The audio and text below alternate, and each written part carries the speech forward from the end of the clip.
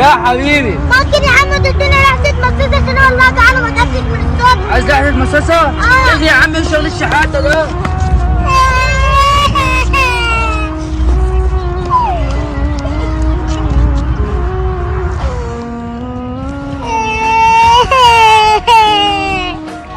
ايه ده انت بتعمل كده ليه يا حبيبي؟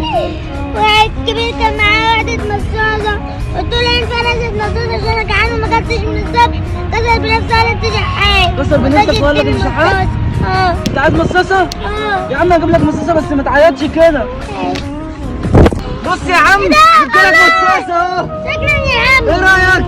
شكرا. يلا كلها بقى، انت بيتك فين؟ بيتي هناك. روح روح بقى. حاضر.